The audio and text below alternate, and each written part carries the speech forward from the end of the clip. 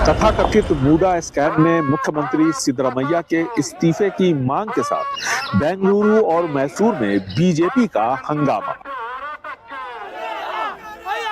बेंगलुरु के पास केंगेरी में बीजेपी प्रदेश अध्यक्ष विजेंद्रा को पुलिस ने हिरासत में लिया ताकि वो मैसूर न जा सके।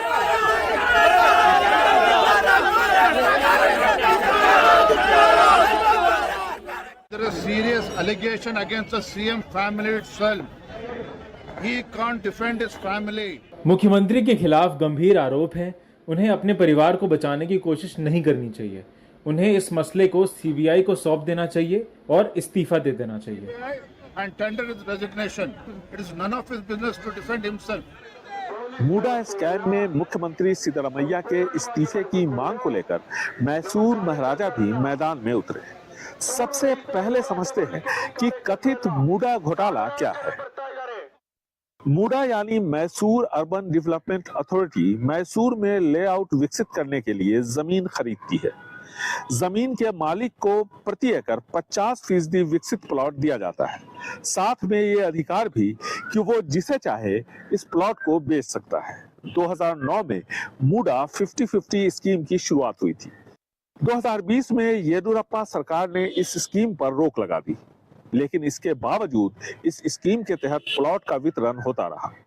आरटीआई एक्टिविस्ट गंगा राजू के आरोप के मुताबिक मूडा ने सिद्धरामैया की पत्नी पार्वती को देवानूर की जमीन के बदले विजयनगर में प्लॉट दिया, जो कि काफी महंगा इलाका है।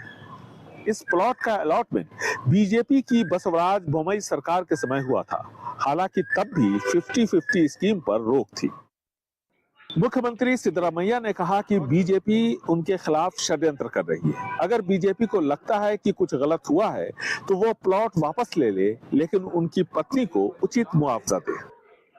मुख्यमंत्री सिद्धरामैया ने कहा कि उनकी पत्नी के भाई मल्लिकार्जुन ने 3 एकड़ 36 गुंठा जमीन 1996 में खरीदकर सिद्धरामैया की पत्नी को उपहार के तौर पर दिया था। मूडा ने इस प्लॉट का अधिग्रहण किया। ऐसे में मूडा को हर्जाना तो देना ही होगा। वो एक ओबीसी नेता हैं, इसलिए उन्हें निशाना बनाया जा रहा है। अब राज्य के उप मुख्यमंत्री डीके शिव कुमार भी सिद्धरामैया के साथ खड़े दिख रहे हैं।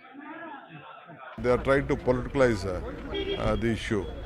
There is nothing. The entire scam. कुछ भी नहीं है, ये सब राजनीतिक घोटाला है।